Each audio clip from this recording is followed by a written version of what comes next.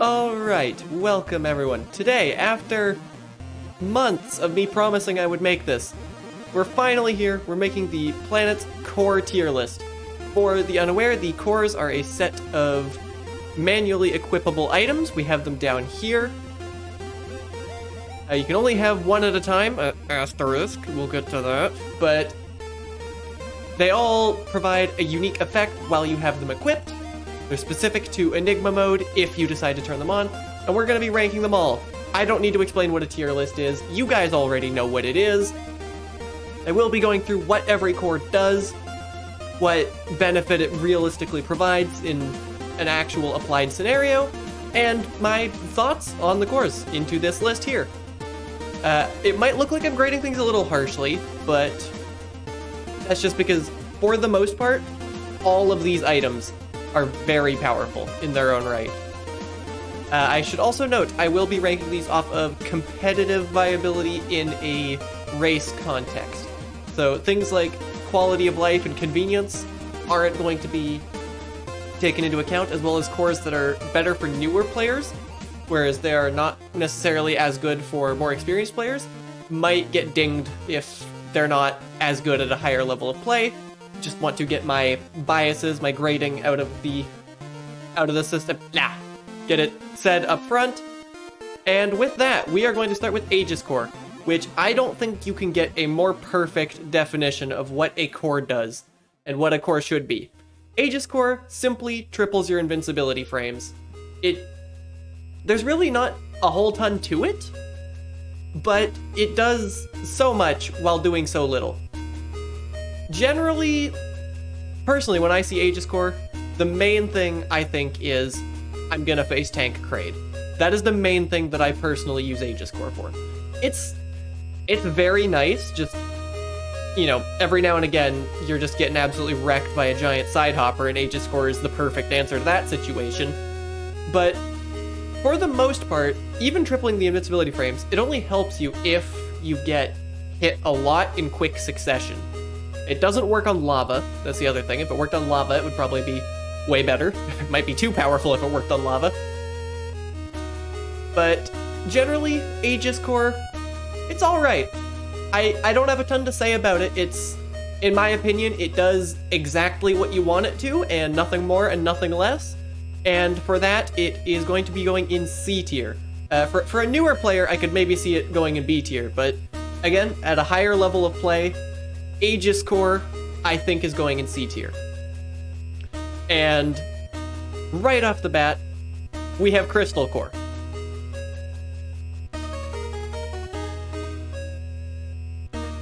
Okay, I will explain. Anyone who's been in a race, or who's watched any of my races, will know this thing gets referred to as Diet Varia Suit very often. And that is because, quite simply, it almost is. For those who don't know what Crystal Core does, if you would run out of health, it will consume one missile and give you 5 more health. What this functionally means is you can end up with, like, I'm gonna say on average, like 5-6 extra E-tanks worth of health, provided you don't need your missiles for anything, which means you can absolutely destroy logic in hazard runs. And really render Varia Suit completely optional, provided you are willing to keep Crystal Core equipped. It is extremely powerful. It even used to be more powerful when it was first released. It would actually work backwards as well, and it's been nerfed since then. Crystal Core is just by far the most powerful core. Even if you already have Varia Suit, the main utility in Crystal Core is obviously if you don't have Varia Suit, and that's why it's way up in S tier. But even if you already have Varia Suit, it is still nice to have on as just better than Aegis Core. I feel like if you have Crystal, there is almost no reason to equip Aegis. Which is, it's funny that we actually got this this early in the list. I did it alphabetically by release order, I think. Yes? Hopefully this is alphabetical. If it's not, someone please call me out in the comments and I will feel very ashamed of this. But this is already my third take trying to record this, so we're gonna keep going. Yeah, Crystal Core, easy S tier, by far the most powerful core in the game. I don't really have much else to say about it. It's just, it replaces a whole major item. It is that powerful. Next up, Magnet Core. Now, Magnet is a bit of an interesting one. A lot of people, Epi, will say that Magnet Core is trash. Obviously, I have a bit of a bias for Magnet Core. Personally, it's my favorite one to use, just because of the convenience factor, but that is not going to be playing into its ranking here. What is going to be playing into its ranking here is, well, its main effect. It draws item pickups towards you. What this practically means is you don't have to go out of your way to move towards the items, or the health pickups mainly, and also missile pickups to a lesser extent. Health is generally the useful one that gets drawn towards you, but you don't have to go out of your way to get to the health pickups, meaning you can move more efficiently. You just save time get farming enemies, which this can help you move faster in the escape. This can help you move faster through a hell run. This can help you just move faster in general because you're in a race context. I think of it sort of like if you ever watched a Super Metroid Reverse Boss Order, if you've seen how they use Grapple Beam in Lower Norfair. I kind of think of Magnet Core in the same way as that. Just, it lets you farm your health up faster. And also it is just extremely convenient. For that, I am going to be putting it in B tier. I think it's definitely better than Aegis. I don't think it's quite deserving of being up here. I think B tier is where Magnet belongs. As much as it pains me to not put, obviously if we're doing this on like personal bias, it's going here. Actually, I don't even think that's true. It's still going behind Crystal. But in terms of actual viability, I'm putting it in B tier. Next up, Phazon Core, the ultimate double-edged sword. It doubles the amount of damage you do, but it slowly saps your health down to 50. This is definitely a dangerous one to use, and if you're a new player, I can easily see this being an F tier because it's just too much of a liability to use. But at a high level, Phazon Core is a pretty easy A tier. I can't put it in S tier because this thing has gotten me killed on several occasions, especially in Connect. In a context of Connect, it probably goes down to B just because, or Connect Versus, it goes down to B. And Connect Cooperative, if you have health share, it goes all the way down here. But in the context of a single player competitive race, I think it's A tier. You can absolutely shred bosses. It helps you get through Zebatites in the escape faster and without spending as many missiles, which helps you just get through particularly rude escapes. Lets you kill bosses faster. It helps if you have somebody who made a room with entirely too many Zebatites. I wonder who would have ever done such a thing. Oh, wait. Anyway, I don't really think there's that many people that will say that Phazon Core doesn't belong here. And this is the one that anyone who knows me has probably been excited and or dreading my opinions on. Surge Core, I wish it was better. If we're ranking them purely on like the aesthetics of the item, this would be S tier. I like red. It's my favorite color. You might think it's purple when you look at my stream stuff, but no, my favorite color is actually red. But Aegis Core, not Aegis, Surge Core, it's just... So I'll put into words what Surge Core does. It lets you hold down the button to rapid fire. Now, if I had hand tracking on my avatar here, I would have been doing the biggest hand quotes you've ever seen over that rapid, because you can pretty easily outmash Surge Core without using Surge Core. Not only that, Surge Core also slows down after a while, forcing you still have to re-hit the button. But even still, like, I easily outmash Surge Core. It's not an issue. The way I see things, the only reason you would see me using Surge Core is if my hand is sore or I'm having like an input issue, like a controller issue of some sort. At that point, this is an accessibility feature. This is not a power-up. If this was just something you collected and then had, I'd still be against it. I'd say, well, at least in 1.34, the next update. I should have mentioned at the start, this is being made as of game version 1.33. Not sure how I forgot to say that.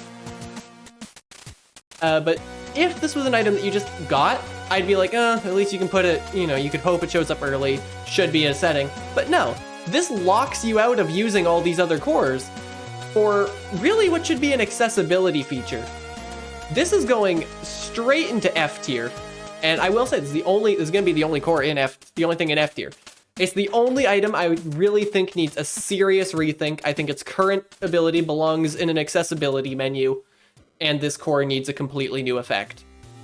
It just doesn't do anything, really. There's no competitive reason to ever use it, because you can just press the button, and if you can't, then you shouldn't be locked out of all of these other better abilities for being disabled or having a hardware issue. That is a summarized version of my strong feelings on this core. I really do hope this gets changed at some point in the future. That concludes the original wave, of course. For those who don't know, we got these 5 cores, and then in a later update, we got these guys and the accessories. That's why I'm doing it in this order. Should be alphabetical by release date. I think I already said that. I don't know. I have no short-term memory. Next up, we're moving on to Chrono Core. Chrono Core is a very interesting one. It creates a little bubble around you that slows enemies, Chrono Core is interesting. One immediate downside of Chrono Core is that sometimes the bubble, the visual effects of it makes everything grayscale. That can sometimes cause you to miss a hidden path in a room. I'm not gonna ding it that much for that, because the visuals do look really cool, if you ignore the fact that it does sometimes cause actual problems. But Chrono Core, it's got its uses. There are cases like dodging Metroids in Torient. I forget, one of my races, there was a Metroid in the Mother Brain room, and I did not have Ice Beam, and I did not have bombs. Or no, I did have bombs. I didn't have Ice Beam, I didn't have Screw Attack, I didn't have Phantom Core, we'll get to that one later. And I had Chrono Core, and I was using that to dodge Metroids. It has its uses. Another popular pointed at use for Chrono Core is Haika's Rat in the Pipes rooms. But really, I think Chrono Core's biggest weakness is that it's just too situational. There's not that many situations where I actually feel a desire to, I've never really been in a situation where like, oh, I really wish I had a Chrono Core. It doesn't really happen, and Chrono Core generally ends up being the only of the cores, other than Useless down here, who I kind of just feel like skipping more often than not, because the amount of times where I regret skipping it is almost zero, especially if I already have this guy, which again we'll get to later. But next up, we have Sensor Core. Sensor Core is absolutely incredible. It's an interesting state. Theoretically, it's completely useless. Just memorize all the rooms. But as of writing this, we've got almost 25,000 rooms people have made. I suspect that number's probably going to be outdated by the time I actually finish editing this video together. But in practice, there will be rooms you have not seen before. Even there might be a room you have seen before that you didn't know there was a secret path in. Sensor Core will tell you every secret, almost. It'll tell you almost every secret path in almost every room, most cases. It is super powerful, and information, especially when you're trying to go fast, information is probably the best resource you have at your disposal. Now, where do I actually feel like putting Sensor Core? Well, I'm gonna put it here. Come on, tier list. There we go. I'm putting it here. I'm gonna put it above Phazon in A tier. I am ranking within tiers on this list. And there's a few reasons for that. One is that Sensor Core, no matter when you pick it up in your runtime, it is always just as useful. One thing that I meant to say with Phazon Core, and I don't think I did, is that generally as a core, it pays to be beneficial late game rather than to be beneficial early game. I know we have a big purple exception to that rule sitting right on the top of the list here, but Phazon Core is at its best in Torian or against Motherbrain or in the Escape. Magnet Core, arguably, one of the two situations that's really good is in the Escape, because it helps you move faster, or in a Hell Run, it helps you move faster. The other side of the coin, Aegis Core becomes a lot worse if you've already fought bosses, or if you already have a bunch of health. Aegis Core you really want to have early when you don't have a ton of health, because that's when it's going to be most impactful. But you don't necessarily have a core early game, whereas late game you're much more likely to actually have it. That's another factor as to why Phazon Core is way up here. But that is why I'm going to be putting this so here, because no matter when you find Sensor Core, it is still extremely powerful. And lastly, for the actual cores themselves, as not the accessories, we've got Phantom Core here. Phantom Core makes you invisible to enemies provided you don't attack. Now, Phantom Core, first of all, at release, Phantom Core would have easily been here, because it used to reduce your defense to have it equipped, which just nobody used it because it sucked. But now that that's been removed, I still thought Phantom Core was pretty useless, but as time has gone on, I have only become more fond of this thing. The main poster child use of Phantom Core, in my opinion, is being in Metroid being in Torian and you don't have Ice Beam and you don't have Screw Attack and you're trying to deal with Metroids and you're trying to break logic. Because if a Metroid can't see you, it's not going to grab you. So you can, in a lot of contexts, you can sneak past Metroids and break logic. For that, it is very useful. It can also help you line up a damage boost, which is because the enemy will be more predictable. It'll be staying still more instead of charging at you in most cases. That's actually another thing that plays into why Aegis Core is not in B. I considered putting Aegis Core at the bottom of B tier, but the fact that it also makes it so that you can't damage boost is another factor as to why I put Aegis in C, not in B. But Phantom Core, I think it's really solid. It's almost a replacement for Ice Beam, provided you don't have any custom areas. If you don't have Torian, the custom area, or some custom area that has a bunch of Metroids in it, then this thing goes straight to F tier. Or maybe no, I'm not gonna say F tier, because that's reserved for useless down here. It still does something, it would be here if you don't have Torian and you don't have Metroids in your rooms. But if you're in a context where there are Metroids in rooms that you actually have to dodge, I'm gonna be so bold as to put it, I'm not actually sure which side of Magnet I want to put it on. I think I'm gonna put it here. Because another big thing against Phantom Core is if you have Screw Attack, Phantom Core just doesn't work. It only hides you from enemies while you're not attacking, and Screw Attack counts as an attack for this purpose. That said, if you have Screw Attack, you mostly don't need the benefit you'd be getting out of this anyways. I'm putting it so high on the list because, similar to Crystal Core up here, you can almost use this as an Ice Beam substitute in Torian. Not always. If you get stuck in a combat room, you're out of luck. But in a lot of cases, you can use this as an Ice Beam substitute for Metroid dodging purposes. And I feel like if it didn't have quite as many other limitations, it could easily be even in A tier. But another thing that really weighs against this is that you can dodge Metroids without this. This just makes it so much easier in a lot of cases, especially if there's a lot of Metroids in the room. I think it deserves its spot in B tier. I don't think it's better than Magnet. Oh, maybe it is. If you get it early, it's better than Magnet, but if you get it late, it's worse. If you get it after Screw Attack, it's almost useless. If you already have Ice Beam, it's almost useless. It loses a lot of its value if you already have the major items that you're trying to substitute with this thing, which is part of why it's not higher. I still think its early game utility earns it a spot at the bottom of B tier. Lastly, we have the two accessories, starting with Core Dynamo.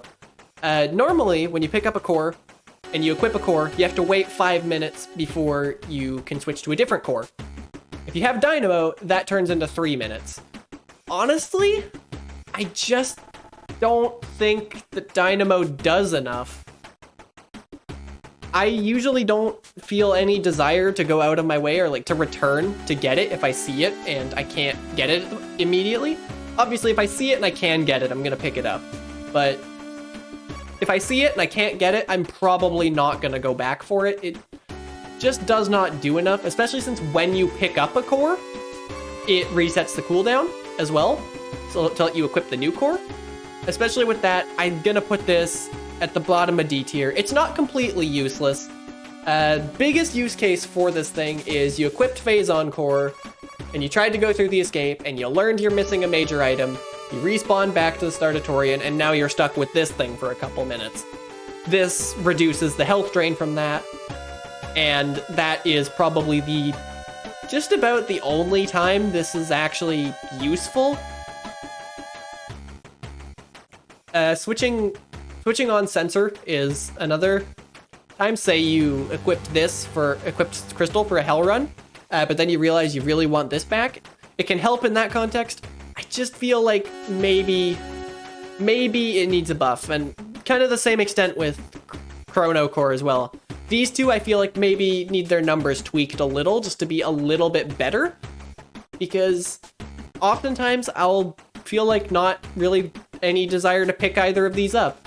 Aegis Core, if I already have Crystal, I'm not going to care enough to pick it up, but if I don't have Crystal, I'll still usually pick it up, unless I've got like every E-Tank in the game.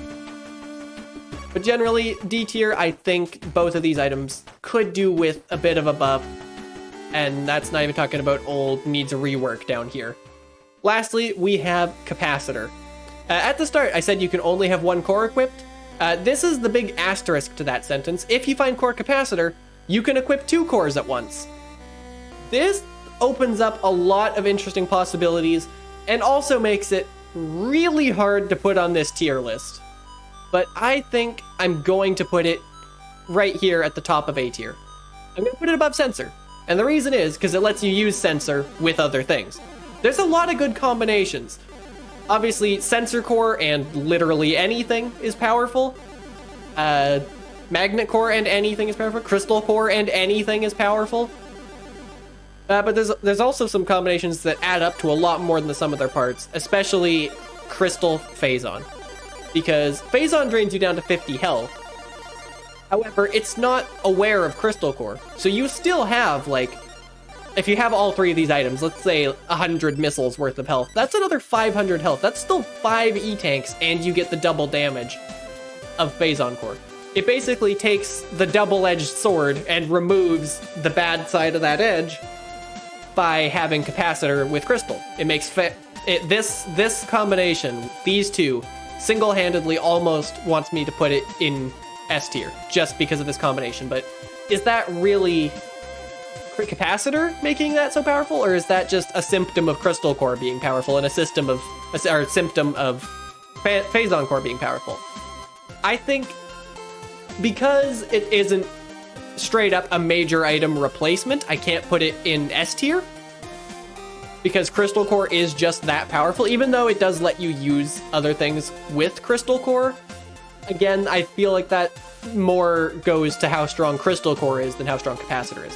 And of course, there's a lot of other good combinations. You'll see me running around with Sensor Magnet very often. I think sometimes you'll catch me. There's really no bad combination of things. Any of these cores will at least be equally as good as they were on their own when paired with something else. I think this is the only combo that really adds up to more than the sum of its parts. But even still, just the sum of their parts. All of these cores, asterisk, are powerful in their own right. No, even Chrono is powerful in its own right. It's just extremely situational. So I think because it's not a major item replacement, but it is extremely powerful, I am going to be putting it right at the top of A tier. And with that does wrap up this tier list. Obviously, if you have any thoughts, I am very interested in hearing them in the comments. Just please be civil. Don't devolve into a hate war. I don't think my community would do that. I don't think the planet's community would do that. But I'm saying it anyways, just in case one of you was thinking about doing that. Be respectful. You can respectfully disagree with these. Maybe Chrono's your favorite core. You think it goes up here. But again, feel free to debate, but don't attack. Unless it's actually no, don't even attack people who like Surge Core. Ignore my past activity. Do as I say, not as I do. But I think, do I have any, is there anything else I wanted to say? Oh, right. This tier list is probably going to become outdated when 134 releases. Again, this whole list was made as of game version 133. 134 is looking like it's going to change a lot of things. I suspect Aegis core is going up with just how much stronger enemies are getting. I've heard rumors that this guy might be getting reworked, but I'm not going to dwell on that because the update's not here yet. God, I didn't think through the end of this video. Did I have anything else I wanted to say, or was that everything? I think that's everything. If it wasn't everything, it'll be in the description, or maybe a pinned comment. I don't know. It'll be somewhere. But that's going to wrap it up for the 133 iteration of the core tier list. I might do one of these for major items at some point. I don't know. But I will see you next time, now that you have all this core information.